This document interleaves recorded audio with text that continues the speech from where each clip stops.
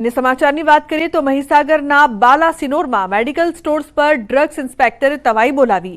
યશ medical સ્ટોરમાં તપાસ કરતા પ્રતિબંધિત 11 ગર્ભપાતની કિટ્સ મળી આવી। ડ્રગ ઇન્સ્પેક્ટરને યશ મેડિકલના માલિક એક ડિગ્રી પર 2 મેડિકલ દુકાનો ચલાવતો હોવાની બાતમી મળી હતી। ત્યારે બાતમીના આધારે ડ્રગ્સ ઇન્સ્પેક્ટર દ્વારા છટકું ગોઠવીને ગેરકાયદેસર ગર્ભપાતની દવા વેચતા દિલીપ ચૌહાણની ધરપકડ કરાઈ છે। ડ્રગ્સ ઇન્સ્પેક્ટર દ્વારા મેડિકલ સ્ટોરમાં દવાઓ ચેક કરી કેસ બનાવ્યો। અન્ય સમાચાર સુરતથી। સુરતમાં ફરી બોગસ ડોક્ટર્સ ઝડપાયા છે। મગદલ્લા ગામમાંથી ઝડપાયા છે બોગસ તબીબ। બોગસ મહિલા ડોક્ટર સહિત 2 પકડાયા। ઉમરા પોલીસે મોડી રાત્રે બંનેની ધરપકડ કરી છે। મહિલા મગદલ્લા ગામમાં પોતાના ઘરમાં જ ક્લિનિક ચલાવતી હતી। પોલીસે મેડિકલ ડિગ્રી વિનાના બોગસ તબીબોની ધરપકડ કરીને આગળની કાયદેસરની કાર્યવાહી હાથ ધરી છે। તો રાજ્યમાં નકલી ડોક્ટરનો રાફડો ફાટ્યો છે। જી હા, બનાસકાંઠાના દાંતીવાડાના ઓઢવા અને ડેરી ગામમાં 3 બોગસ ડોક્ટરોનો પર્દાફાશ થયો છે। બોગસ તબીબ મહેશ પરમાર, હિતેશ રબારી અને સાગર વિશ્વાસ કોઈપણ મેડિકલ ડિગ્રી વિના ડોક્ટર બનીને પ્રેક્ટિસ કરતા હતા। ગેરકાયદેસર રીતે ઝોલાછાપ તબીબો દર્દીઓને એલોપેથિક દવા અને દર્દીઓની ઇન્જેક્શન અને બોટલ ચડાવી હાઇડ્રોજનની દવા અપાતી હતી। નવાઈની વાતો એ છે કે સરકારી પેટા આરોગ્ય કેન્દ્રની બાજુમાં જ બોગસ તબીબો પ્રેક્ટિસ કરી રહ્યા હતા। ત્યારે આ અંગે જિલ્લા આરોગ્ય અધિકારીએ સ્થાનિક ટીએચઓને તપાસના આદેશ આપ્યા છે। તેમણે કહ્યું કે ખરાઈ કર્યા બાદ આ બાબતે કાર્યવાહી કરાશે। પ્રકરણમાં એ અમે ટીએચઓને અમે જાણ કરી છે। ટીએચઓ પાસેથી જે વિગતવાર જે અહેવાલ મળશે એ પ્રમાણે આગળવાહી કાર્યવાહી કરવામાં આવશે। જે ડૉક્ટર પકડાય છે એમની સામે નિયમ અનુસાર જે કાર્યવાહી કરવાની થતી હોય છે એ કરવામાં આવે છે ઓલરેડી। અને મહત્વપૂર્ણ સમાચારની વાત કરીએ તો અમદાવાદના જમાલપુરમાં કોંગ્રેસના નેતાઓએ કરોડોની જમીન પર દબાણ કર્યાનો ભાજપ નેતાએ આક્ષેપ કર્યો। કબાડી માર્કેટ પર કોંગ્રેસ નેતાઓએ દબાણ કર્યું હોવાના આક્ષેપ સાથે ભાજપના ધારાસભ્ય અમિત શાહે એએમસી કમિશનરને વધુ એક પત્ર લખ્યો અને કોંગ્રેસ વોર્ડ સમિતિ પ્રમુખ સામે લેન્ડ ગ્રેબિંગ ગુનો નોંધીને દબાણ દૂર કરવાની માંગ કરી છે। ભાજપ ધારાસભ્યના પત્ર પર કોંગ્રેસે વળતો પ્રહાર કર્યો। ધારાસભ્ય ઇમરાન ખેડાવાલાએ કમિશનરને પત્ર લખી ખાડિયામાં હેરિટેજ બિલ્ડિંગો તોડીને બાંધકામ ખડકી દેવાયાનો આક્ષેપ કર્યો છે। 2800 હેરિટેજ જગ્યા પર ગેરકાયદેસર દબાણ થયાનો પણ આક્ષેપ કર્યો છે। ભારતીય જનતા પાર્ટી અને કોંગ્રેસના ધારાસભ્યો એકબીજા ઉપર પત્ર લખીને આક્ષેપો કરી રહ્યા છે કે ગેરકાયદેસર દબાણો થઈ રહ્યા છે, તો સાથે જ જે જમીનો છે તે નેતાઓ હડપી રહ્યા છે। ત્યારે જ એલએસપીના ધારાસભ્ય અને ભારતીય જનતા પાર્ટીના શહેર પ્રમુખ અમિત શાહે કમિશનરને પત્ર લખીને કહ્યું છે કે જમાલપુર વિસ્તારના અનેક એવા એરિયાઓ છે જેની અંદર ગેરકાયદેસર દબાણ છે તે કોંગ્રેસના જે નેતાઓ છે તે કરી રહ્યા છે અને કરોડો રૂપિયાની જમીન છે તેના ઉપર દબાણ કરીને ગેરકાયદેસર ખંડણી છે તે લેવામાં આવી રહી છે। તો તેની બીજી તરફ જમાલપુરના જ ધારાસભ્ય જે કહી શકાય કે ઇમરાન ખેડાવાલા છે તેઓએ કમિશનરને પત્ર લખીને કહ્યું છે કે ખાડિયા વિસ્તારમાં પણ અનેક એવી ઇમારતો જે છે તેની અંદર ગેરકાયદેસર દબાણો થઈ રહ્યા છે, તેના ઉપર બાંધકામો છે તેને કેમ કાર્યવાહી થતી નથી। ત્યારે ચોક્કસ એ માની શકાય કે એક એવો પણ આક્ષેપ છે કે ક્યાંક એક વર્ગને ટાર્ગેટ કરવા માટે ભારતીય જનતા પાર્ટીના નેતાઓ એક સ્પર્ધા કરી છે તે પ્રકારનો આરોપ ખેડાવાલા કરી રહ્યા છે। તો બીજી તરફ અમિત શાહ કહી રહ્યા છે કે આ પ્રકારના દબાણો જે થઈ રહ્યા છે દબાણો સતત તેને દૂર કરવા જોઈએ અને જે રીતે રાજકીય એક લેટર વોર ચાલી રહ્યું તે પ્રકારની ઘટના છે તે અમદાવાદ શહેરમાં સામે આવી છે। પ્રણવ પટેલનો અહેવાલ, ન્યૂઝ 18 અમદાવાદ।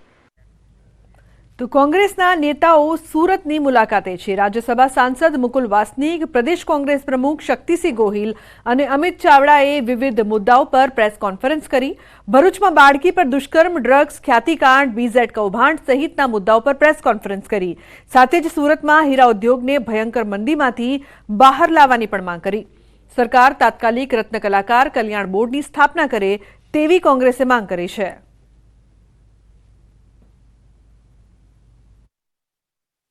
જે શ્રીમંતો માલામાલ થયા, મધ્યમ વર્ગનો માણસ આજે મુશ્કેલીમાં છે, એના વચ્ચે એક પોઝિટિવ એજન્ડા સાથે અમે આવતી ચૂંટણીમાં જઈશું। મુખ્યમંત્રી કોણ બને છે કોઈ મહત્વ નથી। અમારી વિચારધારાનો મુખ્યમંત્રી હશે એ ફરી ગુજરાતની અસ્મિતાનું પુનઃસ્થાપન કરશે, જ્યાં આ બધા પ્રશ્નો પરંતુ લોકોના હાથમાં છે। પરિવર્તન આપવું એ પણ લોકોના હાથમાં છે। અમે અમારો સકારાત્મક એજન્ડા લઈને જરૂર જઈશું. રાજીવ ગાંધી શ્રમિક કલ્યાણ યોજનામાં જે સુધારાનો છેલ્લો પરિપત્ર થયો એ 2016માં 6/9/2016માં જે સુધારો કરવામાં આવ્યો અને કામદારોની ચિંતા કરીને એમાં કહેવામાં આવ્યું કે કોઈ પણ કામદાર પોતાની નોકરી ગુમાવે, બેરોજગાર બને તો એને જે છેલ્લો પગાર મળતો હશે પગારના ધોરણે પહેલા 1 વર્ષ માટે પગારના 50% રકમ એને બેરોજગારી ભથ્થા તરીકે મળવાપાત્ર છે. તો શિક્ષક ભરતીને લઈને ઉમેદવારોમાં ભારે રોષ જોવા મળી રહ્યો છે. ટેટ અને ટાટ એક પાસ ઉમેદવારોમાં ભરતીને લઈને નારાજગી વ્યાપી છે. સત્યાગ્રહ છાવણી ખાતે ટેટ ટાટ એક પાસ ઉમેદવારોએ વિરોધ પ્રદર્શન કર્યું. ધોરણ 1 થી 5માં ભરતીને લઈને પીટીસી ઉમેદવારો એકઠા થયા હતા. ધોરણ 1 થી 5ના શિક્ષકોની ભરતી વધારવા માટે માંગ કરવામાં આવી. 2011 થી 2023 સુધી ધોરણ 1 થી 5ના શિક્ષકોમાં 7,500ની ભરતી, જ્યારે ધોરણ 6 થી 8માં 45,000ની ભરતી કરી હોવાનો દાવો કરવામાં આવ્યો છે. ધોરણ 1 થી 5માં 16,000થી પણ વધારે જગ્યા ખાલી હોવા છતાં 5,000ની ભરતી કરવા સામે ઉમેદવારોએ સવાલ ઉઠાવ્યા છે. હાલ અમે ધોરણ 1 થી 5 જગ્યા વધારા માટે ગાંધીનગર બધા ભેગા થયા છીએ. હાલ અમારી જે રજૂઆત છે એ સરકારને એ છે કે જે સરકારે 24,700 શિક્ષકોની ભરતી બહાર પાડી છે, બરાબર છે, એ બદલ સરકારનો ખૂબ ખૂબ આભાર. બરાબર.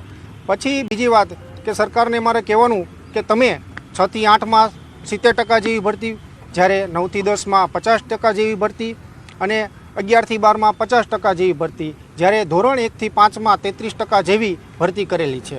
એટલે કે ધોરણ 1 થી 5માં હાલ 17,980 જગ્યા ખાલી છે. એની સામે સરકારે માત્ર 5,000 જગ્યા આપેલી છે, જે અમારી સાથે અમને અન્યાય લાગે છે. તો હીરા ઉદ્યોગમાં છેલ્લા 2.5 વર્ષથી સતત મંદીનો માહોલ છે, જેમાં દિન પ્રતિદિન વધારો થતો જોવા મળે છે. જેથી બોટાદ જિલ્લા ડાયમંડ એસોસિએશન દ્વારા હીરા ઉદ્યોગ સાથે જોડાયેલા કારખાના માલિકો સાથે બેઠક યોજી હતી, જેમાં જરૂરિયાતમંદ રત્ન કલાકારોને જેમ્સ એન્ડ જ્વેલર્સ મુંબઈ તેમજ ડાયમંડ એસોસિએશન બોટાદના સહયોગથી કીટ આપવાનું નક્કી કરાયું છે. જિલ્લામાં આશરે 1200થી વધુ કારખાનામાં 70,000 લોકો રત્ન કલાકાર તરીકે કામ કરે છે. હાલ મંદીનો માહોલ હોવાથી તે લોકોમાં ચિંતાનો માહોલ છે, જેથી જેમ્સ એન્ડ જ્વેલર્સ દ્વારા 50 લાખ તો બોટાદ ડાયમંડ એસોસિએશન દ્વારા 15 લાખ મળી કુલ 65 લાખના ખર્ચે જેમની આર્થિક પરિસ્થિતિ ખૂબ નબળી હોય તેવા લોકોને આવનાર દિવસોમાં રાશન કીટ માટે આયોજન કરવામાં આવ્યું છે, જે વિશે બેઠકમાં ચર્ચા કરાઈ હતી. બોટાદના તમામ કારખાનાના શેઠશ્રીઓને બોલાવવામાં આવ્યા હતા. Gems and jewellery national relief foundation મુંબઈથી 50 લાખ રૂપિયાની એક સહાય આવી છે. બોટાદ જિલ્લા ડાયમંડ એસોસિએશન વતી 15 લાખ રૂપિયા ફંડ ભેગું કર્યું. ટોટલ 65 લાખ રૂપિયાનું ફંડ ભેગું કરી અને રત્ન કલાકારો ભાઈઓ બહેનોમાં જે સામાન્ય માણસ હોય એના માટે કીટ વિતરણ બાબત ચર્ચા કરવાની હતી. તો આશરે 6,000 જેટલી કીટ બનાવવા જઈ રહ્યું હોય બોટાદ જિલ્લા ડાયમંડ એસોસિએશન. બોટાદની સ્થિતિ એવી છે ભાઈ કે ખરેખર બહુ ભયંકર મંદી જેવો પિરિયડ ચાલે છે. ઉપરથી કાચાની પૂરેપૂરું કાચું મળતું નથી, મોંઘા ભાવે કાચું મળે છે. તૈયારમાં કોઈ ગ્રાહક છે નહીં, એટલે તૈયાર કોઈ લેતું નથી. પોતાના ક્રેડિટ ઉપર પણ ખરાબ અસર પડે છે, એને ઘર ચલાવવા માટે પણ મુશ્કેલી છે. એટલે ન કરવાના પણ કામમાં એવડા આડાવાળા કામમાં લાગી જાય છે. આજે ખેતીવાડીની અંદર પણ ઘણા બધા માણસો વ્યાઈ ગયા, મજૂરી કામ કરવા પણ ઘણા બધા વ્યાઈ ગયા છે. જે દિવાળી પહેલાં કારીગરો હતા એની કરતાં અત્યારે 50% કારીગરો આ હીરાની અંદર અત્યારે છે નહીં. તો કારીગરો ઘણા બધા આમાંથી ઘટી ગયા છે. તો દ્વારકાના દ્વારકાધીશ જગત મંદિરમાં મળતા પ્રસાદને ઉત્તમ ક્વોલિટીનું જાહેર કરાયું છે. ફૂડ વિભાગ દ્વારા પ્રસાદની ગુણવત્તાને ઉત્તમ ક્વોલિટીનો જાહેર કરાયો છે. Food safety and standard authority of ઇન્ડિયાએ દ્વારકાધીશ મંદિરના પ્રસાદને બેસ્ટ ક્વોલિટીનું બિરુદ આપ્યું છે. થોડા દિવસ પહેલા રાજ્યના વિવિધ મંદિરોમાં પ્રસાદની ગુણવત્તાને લઈને ચકાસણી કરવામાં આવી, જેમાં દ્વારકાના દ્વારકાધીશ જગત મંદિરના મળતા પ્રસાદની પણ ચકાસણી કરવામાં આવી હતી. ફૂડ વિભાગે સેમ્પલ લઈને તપાસ માટે મોકલ્યા હતા. Government of India food safety and standard authority of government of India દ્વારા જે સેમ્પલ ટેસ્ટિંગ કરી અને જેનો જે રિપોર્ટ આપવામાં આવેલો છે તે દ્વારકાધીશ મંદિર ટેમ્પલમાં જે પ્રસાદનું વિતરણ થાય છે એ વેરી ગુડ ક્વોલિટીનું સર્ટિફિકેટ આવેલું છે. તો સોમનાથના ત્રિવેણી સંગમમાં પૂજા સામગ્રી પધરાવવા પર પ્રતિબંધ મૂકવામાં આવ્યો છે. ચુંદડી, કાપડ, નાળિયેર, ફૂલો તેમજ માટીના વાસણો સહિતની વસ્તુ પર પ્રતિબંધ લગાવ્યો છે. ત્રિવેણી નદીમાં કોઈપણ પ્રકારનો કચરો નાખવા પર પ્રતિબંધ ફરમાવાયો છે. તો દ્વારકામાં વર્લ્ડ સનકન સિટી ડેની ઉજવણી કરવામાં આવી છે. દ્વારકા ખાતે કૃષ્ણા જલા જપા દીક્ષા ઇવેન્ટ યોજવામાં આવી. એક એનજીઓ દ્વારા ગુજરાત ટુરિઝમ વિભાગના સહયોગથી કાર્યક્રમનું આયોજન કરાયું. करके जल जपा श्री कृष्ण भगवान का जल जपा दीक्षा कर लिया है और हम ये भी फील कर रहे हैं कि हमारे साथ कोई अंदर है और वो साथ दे रहे हैं और हम सबको भरोसा दे रहे हैं कि अच्छा ये होने के लिए हम जल जपा माला लेके माला को करने के लिए जपा करने के लिए अच्छा હેરિટેજ નગરી જે ખાસ સમુદ્રમાં છે એનોથી બધા પરિચિત થાય, એની જાણકારી મળે, એનું પ્રમોશન થાય, એના માટે આ સંસ્થા ખાસ કરીને જે કૃષ્ણ ભગવાનનું એક કેમ્પેન ચલાવે છે. સમાચારનો પ્રવાહ યથાવત રહેશે. હાલ રોકાઈશું એક બ્રેક માટે. આપ જોતા રહો ન્યૂઝ 18.